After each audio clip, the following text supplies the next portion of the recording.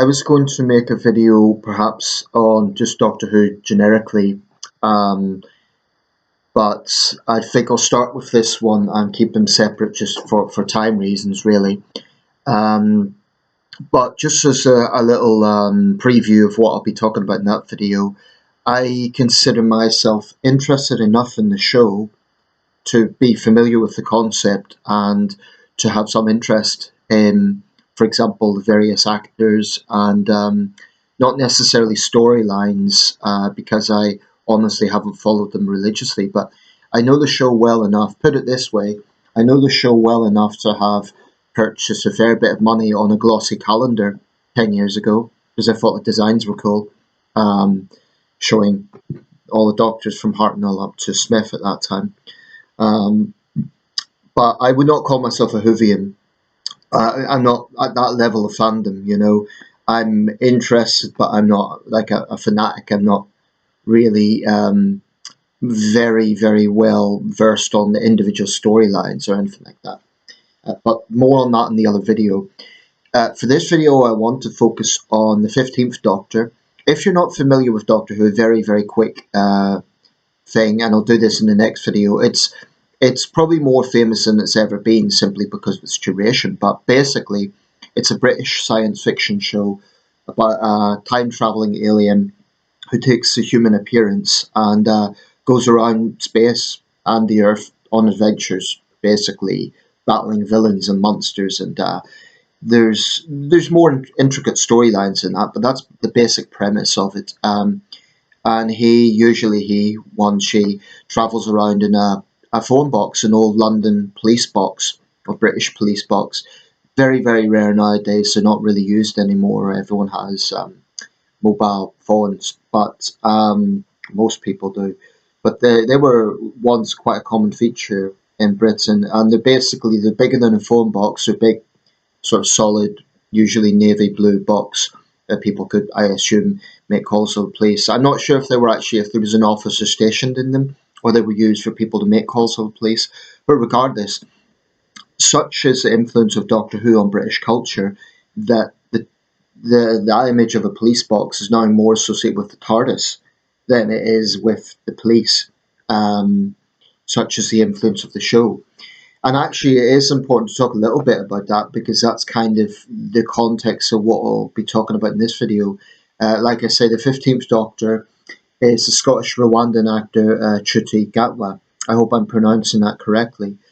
I want to address the argument that it's the BBC being woke. Now, you might think, given my record of being anti-woke and speaking out on that issue, I would kind of agree with those who say it's just the BBC being woke. But I have to say, I think the right, conservatives, are overreacting a bit. And let me explain why. I watched a little clip, I think it would have been Christmas Eve, GB News, and Patrick Christie's and some of the other presenters were discussing this, and Christie's admitted he never even watched the show. He's not a fan of the show, period. And, you know, he was anti-woke, of course, and so were two of the other presenters. I forget their names. One of them, there was a token woke guy, Benjamin Butterworth, and they kind of joked that he's the wokest man in Britain, but don't assume his gender. Well, yeah. It was only a short segment. I'll put a link to this, but I've seen it in other sources, you know, Talk TV, and other sorts of people talking about, is this being woke? Well, I suppose on the surface you could say it is, because it looks like tokenism having a black, openly gay actor play the role. But the important thing with Doctor Who, and I think this is an important aspect, he's an alien. You know, the character is an alien. This is not a historic figure we're talking about. It's an alien with two hearts. It's not. This is not like you know, injecting identity politics into a historic role. That's why having a black Anne Boleyn a few years ago was controversial, because it was just obvious what was being done, saying, "Oh, we'll be diverse for diverse sake," even though it was a distortion of historic reality. I mean, it doesn't matter how good the actress was. Anne Boleyn was not a black woman. She was a white English queen in the 16th century. So that was just that to me is diversity for diversity's sake and just being ridiculous. And there's been other examples.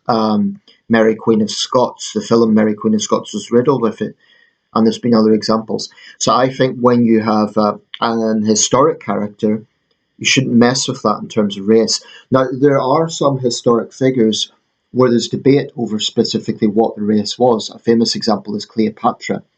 Um, it's highly unlikely that Cleopatra looked like Elizabeth Taylor. I was watching that classic film recently. But it also seems unlikely that she was a black woman. The fact of the matter is, Cleopatra was of the Greek Ptolemaic dynasty, so she wasn't a pure Egyptian. You know, she had Greek blood in her. Um, Chances are she looked like a Mediterranean woman of that sort of region. That's probably what Cleopatra looked like. The surviving busts of her, to me, don't depict the black African woman. Um, so, you know, there are some historic figures where there's debate around what they look like, but a bit more recently, where there are portraits and where there are even more recently photographs or historical archives, um, then I think don't mess with race because it distracts from what the storyline is. You could have a really good actor; they could portray the emotions of the person, they could convey the drama of the history, but you know, just don't make them another race. It's ridiculous. Um, and you know, I know what woke people will say. Oh, well, Hollywood used to do this. Like you had John Wayne playing Genghis Khan. Yeah, and that was wrong, but that was 60, 70 years ago. So, you know, I think there has been more of a focus on realism, and I think that's a good thing, especially for those of us who like history. No historic film is going to be 100% accurate, but getting back to Doctor Who, that's the difference. Doctor Who's an alien. Now, like I said, I'm not a hardcore Whovian, so I couldn't tell you the ins and outs of the whole progress of the Doctor. You know, I know the basic concepts: regeneration, the idea of companions, Davros, the Daleks, all that sort of thing. But I couldn't go into the inner details of the stories. That's you know, I haven't seen enough of it. What I've seen of Doctor Who, I've probably seen more of the classic Doctor Who actually than the new run from 2005 onwards.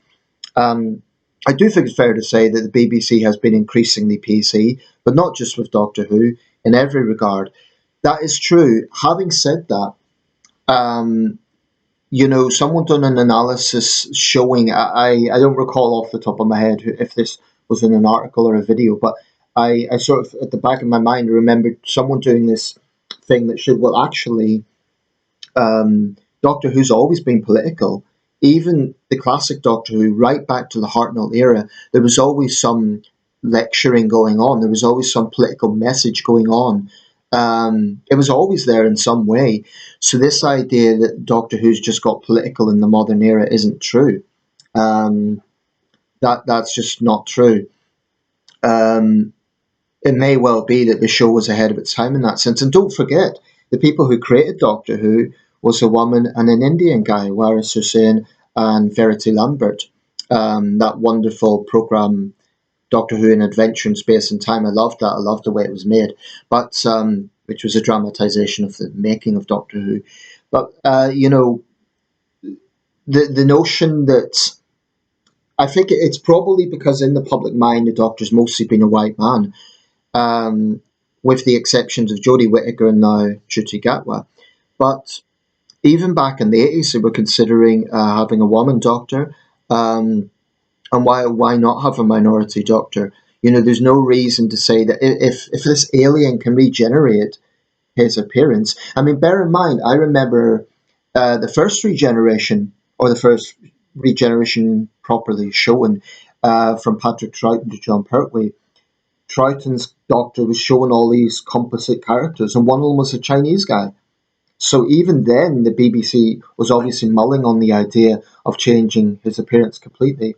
I guess they played it safe and went with a white guy, but you know they went with the eccentric John Pertwee. Um, what I would just say to hardcore Whovians is give the guy a chance. You know, I watched The Church on Ruby Road, and I have to say I like this new Doctor. I think He's quite cool. He's got a suaveness about him. He actually reminds me a little bit of Christopher Eccleston's Doctor. A little bit. The suaveness, I guess it's a leather jacket. But, give the guy a chance. I think it's a bit unfair to just write him off because he happens to be black and gay. Another thing about this that's very important, the episode barely touched on it, other than the fact it was, there was no lectures on race or sexuality. There was no, and if they did that, that would be polarizing, and I'd have a problem with that. But that didn't happen. The episode was mostly focused on fighting goblins, you know. So I do think that conservatives are overreacting a bit to this. If it was a historic figure, I mean, even if it was James Bond, Bond could not be a woman because it's James Bond, not Jill Bond. And I think changing that character to a woman would be messing with the source material. It's not how Ian Fleming wrote the books. It would no longer be James Bond. What I would say is be original. By all means, have a woman spy, but just don't have it anything to do with the 007 franchise. Create a new series, and she's a woman spy. I mean, Red Sparrow done that with Jennifer Lawrence, so it can be done. But just don't take an existing idea and then turn it into something else. The difference again with Doctor Who, that there's been many writers of Doctor Who on the screen. Doctor Who, whether it be producers, the novels. This is not the creation of one person. I mean, Verity Lambert and Waris Hussein had a big, obviously launched the whole thing, but it's not like the Doctor Who was based on a novel or something like that. This was always made for television, and then the books came out of it. Um, my point there is ground for flexibility that you wouldn't necessarily have with a literary character. So I think there is a difference. So basically, I watched that episode. I quite liked it. I really haven't seen enough of the show to talk in detail, and maybe a hardcore Whovian would be better placed to say why this is wrong. But all I would say is give the guy a chance. He may be a good doctor. I mean, I remember when Peter Capaldi came in, people were saying, "Oh, he'll never replace Matt Smith," and it's always the case for a new actor taking on any new role. Colin Baker's tenure, of course, was troubled because it was the BBC was cutting the funding at the time, and it was deemed to be too violent. But I think Colin Baker made the best he could out of a difficult run. Now, Ncuti Gatwa is in a position of, when he's had one episode, people are already writing him off. Give the guy a chance.